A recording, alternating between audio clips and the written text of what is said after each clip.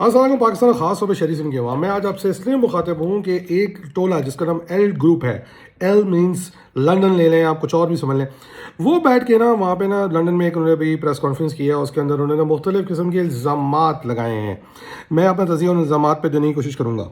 उन्होंने ये कहा है कि MQM पाकिस्तान पर मुस्तफ़ा कमाल का मुकम्मल कब्ज़ा कराने के लिए पार्टी के अंदर मुख्तलिफ ज़िम्मेदारों को रास्ते से हटाने की साजिश की जा रही है। भाई, अगर MQM के अंदर किसी के अंदर कोई चेंज आ रहा है तो आपको तकलीफ़ क्या है? वजह बताएंगे तकलीफ़ क्या है? ये साजिश सरकारी एजेंसी में ग्रुप के तैयार करता है। साजिशी मंसूबे का टास्क मुस्तफ़ा कमाल अनीस कायम खानी ग्रुप को दिया गया है और इस साजिश का इंकशाफ साबिक फौजी अफसर टट्टू मेजर रिटायर्ड आदिल राजा ने अपने वीलॉग में किया। मुस्तफ़ा कमाल के बारे में मजीद अजीज़ाबादी साहब, जिनके बारे में ये है कि ये पैम्पर तक बदलते हैं अल्ताफ़ हुसैन का, वो बोलते हैं कि MQM पाकिस्तान में शामिल होकर MQM को दफन करने के मंसूबे पे काम हो रहा है, जिसका ऐलान उसने किया था।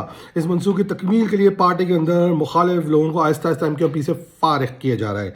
और उसके बाद मज़ीद इल्ज़ाम और उसके बाद जो है मुस्तफ़ा अनीस भाई, और बस यही चलते चलते MQM की जो है वो प्रेस कॉन्फ्रेंस जो है वो ख़त्म हो जाती है। मुस्तफ़ा अनीस भाई और इदारे। अच्छा, प्रॉब्लम क्या है? प्रॉब्लम वो किन की बात कर रहे हैं? मसला ये हो गया है, देखें जी, थोड़ी सी एक बात समझने की कोशिश करते हैं। MQM लंदन को इसलिए लंदन टोले को इसलिए तकलीफ़ हो रही है कि फाइनली MQM पाकिस्तान जो मुहाजिरों के खून से सींची गई एक जमात है, जिसपे एक काबिज टोला एल टोला, जिसे देख लिया उसने बिलियंस ऑफ प्रॉपर्टीज़ बनाई हैं लंदन में। ये तो वो प्रॉपर्टीज़ हैं जो अभी लंदन में दिखी हैं ना। ये प्रॉपर्टीज़ और भी मुल्क दुनिया के मुख्तलिफ ममालिक में मौजूद हैं, उस पर इंशाल्लाह आगे भी बात होगी। वो जो प्रॉपर्टीज़ बनाई हैं उससे एक तो डायरेक्शन हटाने के लिए कि भाई वो लोग ना पूछें कि इन प्रॉपर्टीज़ का क्या हुआ। दूसरी बात, जब आपका इस जमात से ताल्लुक़ ही नहीं है तो आप जो हैं क्यों बिला वजह परेशान हो रहे हैं?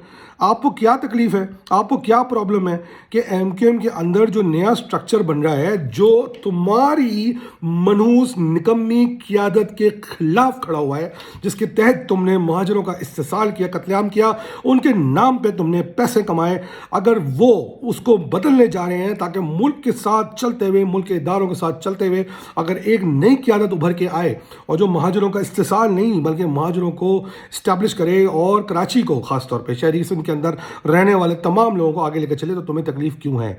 तकलीफ इसलिए है कि तुम्हारे जो छुपे हुए चूहे MQM पाकिस्तान में बैठे हुए थे, कि जिसकी वजह से आज तक MQM पाकिस्तान के ना यूनिट ऑफिसेस खुलते थे, ना 90 खुलता था। 90 पता नहीं है कि भी नहीं है, वहाँ पर सुना है कुत्ते मुँहते हैं आजकल, ठीक है ना, कोई और खुलते थे।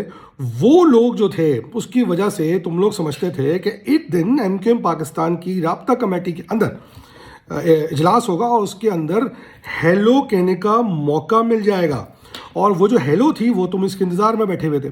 अब जब से MQM पाकिस्तान के अंदर मुस्तफ़ा कमाल अनीस भाई की टीम आई है और उसने क्लियर पोस्चरिंग ली है आई थिंक MQM के पिछले 5 साल के अंदर, कि वो खुल के अल्ताफ़ हुसैन के ऊपर उंगली उठा रहे हैं।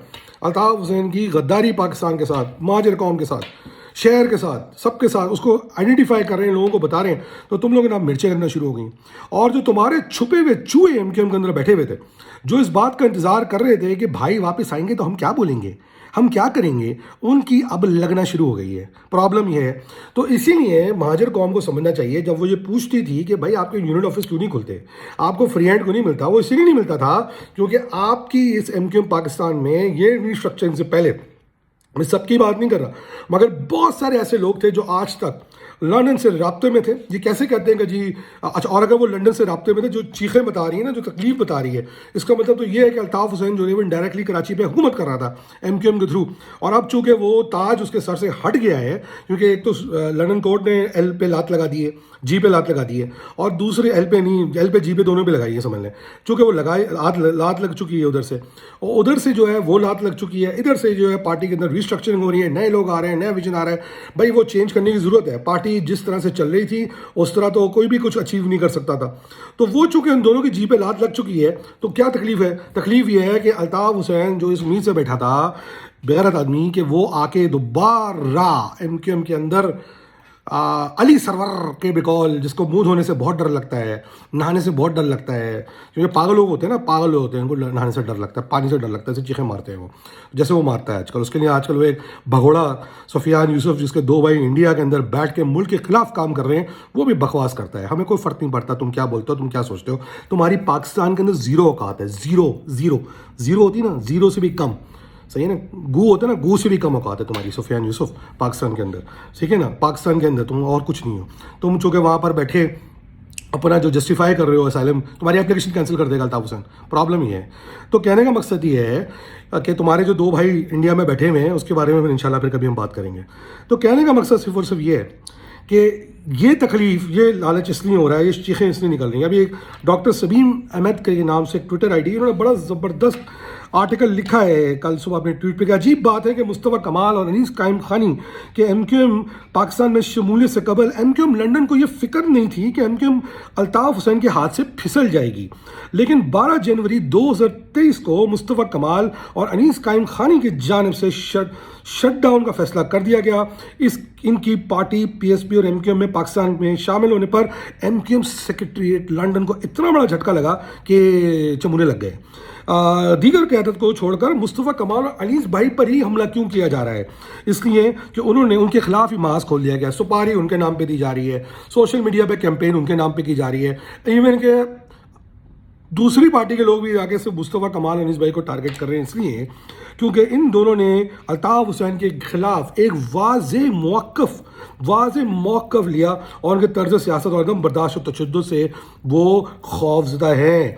गुज़िश्ता सालों में पहली बार PSP कायम हुई थी, मगर MQM लंदन की जान से मुस्तफ़ा कमाल और अनीस कायम खानी के खिलाफ ही क्यों बैनर लगाए जा रहे हैं। यानी बाकी क़यादत या तो अल्ताफ़ हुसैन के लिए ख़तरा नहीं थी, या तो अल्ताफ़ हुसैन की हिमायत में थी, जिसके बाद अब ये सब होने के बाद अचानक से MQM लंदन वाले दोबारा जाग गए हैं, लंदन वाले दोबारा जाग गए हैं, और वो मुस्तफ़ा भाई, अनीस भाई या उनके साथ के जो लोग हैं उन पे वो हमला तवातुर के साथ करके झूठे इल्ज़ामात लगा रहे हैं।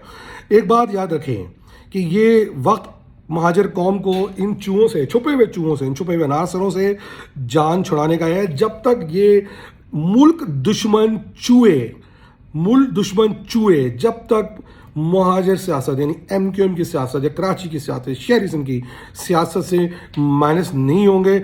महाजरों, इस बात का यकीन कर लो कि तुम मुल्क के गद्दारों के साथ चल के कभी भी पाकिस्तान के अंदर अपने हकूक़ हासिल नहीं कर सकते। पाकिस्तान के अंदर अगर अपने हकूक़ हासिल करने हैं तो मुल्क के वफादारों के साथ चल के ही वो हासिल किए जा सकते हैं, जो मुल्क के साथ खड़े हैं। इसके अलावा डॉक्टर समीम अहमद की ट्वीट में और भी बहुत सारे नामों का जिक्र किया गया, और हमें समझ ये नहीं आ रहा कि MQM को तो माइनस कहीं मुस्तफ़ा कमाल और अनीस कायम खानी भाई ने तो किया नहीं था। जिन्होंने किया था, ना उनके खिलाफ कोई सुपारी दी जाती है, ना उनके खिलाफ कोई बात की जाती है, उनके खिलाफ कोई बात ही नहीं हो रही ना। सारा का सारा हमला जो है ना, वो सिर्फ मुस्तफ़ा कमाल भाई और अनीस भाई के ऊपर हो रहा है और उनके चाहने वालों पे हो रहा है। उनके खिलाफ प्रेस कॉन्फ्रेंसेस की जा रही हैं, बकवास की जा रही है, झूठ बोला जा रहा है, डंगरों की तरह हरकतें की जा रही हैं। कोई फ़र्क नहीं पड़ता, तुम्हारी कोई औकात नहीं है पाकिस्तान में, तुम मर्द के बचे हो, पाकिस्तान आओ और वहाँ आके बात करो जो तुम कभी नहीं करोगे। बस इतनी सी बात है, कौम को ये बताना था कि ये सब ड्रामेबाजी सिर्फ और सिर्फ शायद इसलिए की जा रही है कि ये दोबारा तुम्हारा फोकस इस बात से हटाना चाहते हैं कि अल्ताफ़ हुसैन बिलियंस रुपए जमा करके लंदन में बैठा हुआ था। ये तो वो ज़्यादा जो मेरे कहा लंदन में है, और ताकि तुम उससे सवाल ना पूछो, तुम बाकी चक्करों में लग जाओ, और जो है ना, जो कत्लो गारत गरी का प्लान, जैसे अल्ताफ़ हुसैन ने पिछले दिनों अपनी वॉइस जो एक टेलीकॉन उसकी लीक हुई है, उसमें बोला कि वो मरवाना चाहता है लोगों को, सुसाइड अटैक करवाना चाहता है, उसने मनी लॉन्ड्रिंग की एडवाइस की है। जारी बात है, जो शख्स उसकी इस चोर इकदामी को पब्लिक या इदारों के सामने ले आएगा, वो उसको अपना गद्दार ही समझेगा। ऐसी गद्दारी, ये जिसके अंदर मुल्क का भला हो, कौम का भला हो, शहर का भला हो, हमें ऐसी गद्दारी मंजूर है, क्योंकि हम पाकिस्तान के बेटे हैं, इस मुल्क के बेटे हैं, और किसी के बाप से भी नहीं डरते हैं।